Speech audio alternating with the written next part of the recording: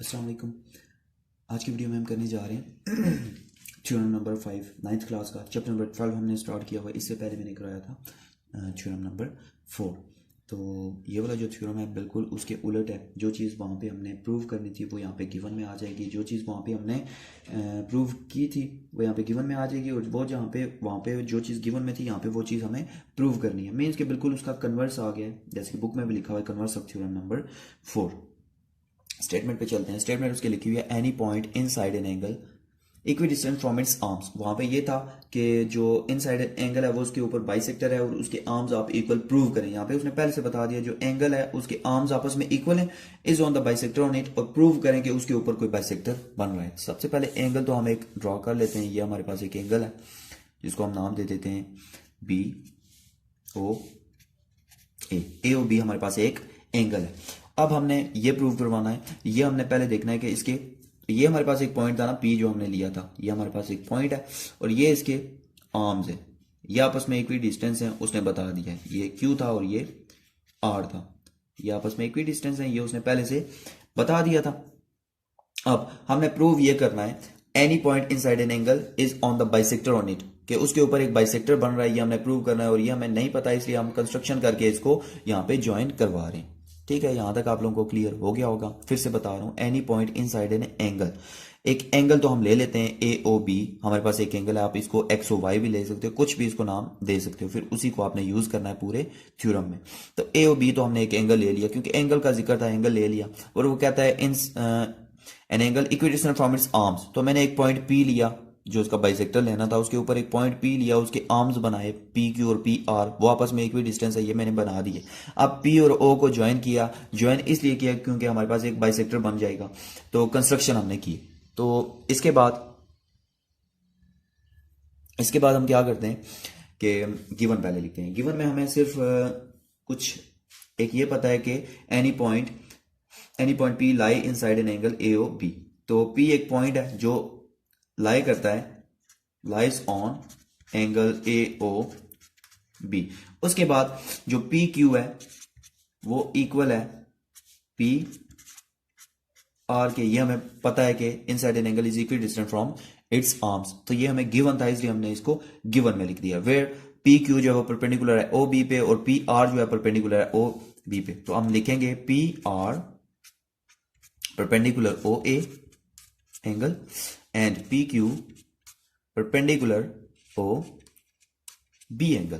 तो ये हमारे पास चीजें कुछ गिवन थी और हमने प्रूव बस यही करना है कि point P is on the bisector of A B. P is on the bisector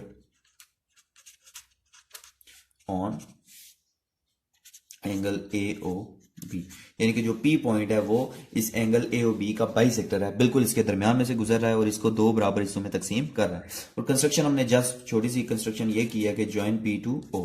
P को हमने ज्वाइन कर लिया है ओ के साथ, यही हमने कंस्ट्रक्शन कर लिया। तो यहां तक था इसका गिवन कंस्ट्रक्शन और प्रूफ। यहां तक हमने आधा थ्योरम सॉल्व कर लिया है। अब इस पे चलते हैं हम इसके गिवन कंस्ट्रक्शन प्रूफ के बाद स्टेटमेंट्स और रीजंस की तरफ। तो सबसे पहले दो ट्रायंगल्स बन रही हैं, एक बन रही है हमारे पास पी ओ क्यू और एक बन रही है पी ओ आर। तो ये लिख लेते हैं in triangle P O Q corresponding है ट्रायंगल पी ओ आर के। दो ट्रायंगल्स आ गए जो आपस में क्रॉसपॉन्डिंग है, मीन्स के आमने सामने हैं, मुखालिफ सिमत में। अब हमें यह पता है कि ये इसके आर्म्स आपस में इक्वल हैं। तो इसके आर्म्स एंगल कौन सा बना रहे हैं, ये चौरस एंगल जो स्क्वायर एंगल होता है वो कौन सा होता है 90 डिग्री का। इसका मतलब कि इसका भी 90 डिग्री का है, इसका भी 90 डिग्री का है। तो दोनों के एंगल आपस में क्या होंगे, इक्वल होंगे, क्योंकि ये राइट एंगल ट्राइंगल बन रही है। तो जाहिर सी बात है इसके एंगल भी इक्वल होंगे। तो मैं लिखूंगा angle P Q O equal है एंगल पी आर ओके। क्योंकि ये कौन सी एंगल है, ये हमें गिवन है कि दोनों कौन सी एंगल है, राइट एंगल है, राइट एंगल ट्राइंगल है। तो इसलिए हमने पहले ही थ्योरम में हमने क्या कर लिया, एंगल को इक्वल रख लिया। तो ये हमें पहले तो ये पता चल गया कि पहली का एंगल दूसरी के एंगल के इक्वल है। अब दूसरे नंबर पे हमने ये देखना है कि पी ओ इन दोनों ट्राइंगल की लाइन बन रही है, दोनों ट्राइंगल की साइड बन रही है। तो पी ओ जो है या ओ पी, इसको भी लिख सकते हो आप, ये दोनों आपस में इक्वल होंगे। और इसकी रीजन यही आएगी कि ये दोनों पॉइंट जो है वो कॉमन पॉइंट है, इसलिए ये दोनों आपस में इक्वल है। कॉमन पॉइंट्स हैं इसलिए दोनों आपस में इक्वल है। अब उसने कहा था any point in side an angle equidistant from its arm. Given में हमने लिखा हुआ है पी क्यू और पी आर भी आपस में बराबर है, ये वाली साइड इस वाली साइड के इक्वल है, मीन्स के पी क्यू इक्वल है, कंग्रुएंट है पी आर के, और ये हमें गिवन था, तो इसके आगे भी हम लिखेंगे ये हमें गिवन है। आप देखें दो साइडें और एक एंगल इक्वल आ गए, ये तीन चीजें एक ट्राइंगल की इक्वल आ गई हैं। ये सिर्फ समझाने के लिए लाइनें वगैरह लगा रहा हूं, तो ये आपस में इक्वल आ गई हैं, तो इसका मतलब ट्राइंगल्स भी आपस में इक्वल हैं। तो किसी भी ट्राइंगल की तीन साइडें तीन चीजें आपस में इक्वल आ जाएं, शर्त यह है कि उसमें एक साइड भी होना लाजमी है। अब दो साइड और एक एंगल साइड मौजूद है, तो इसका मतलब ये आपस में इक्वल आ गई है। तो मैं लिखूंगा triangle P O Q congruent है ट्राइंगल पी ओ आर के, और मैं आगे लिखूंगा hypotenuse side is corresponding to hypotenuse side. Hypotenuse side का मतलब होता है, इसका मतलब होता है H S postulate hypotenuse side, means के एक एंगल जब भी 90 डिग्री का आ जाए और दो साइड आपस में इक्वल आ जाए तो उसको हम लिखते हैं एच एस पोस्टुलेट। समझ आ गई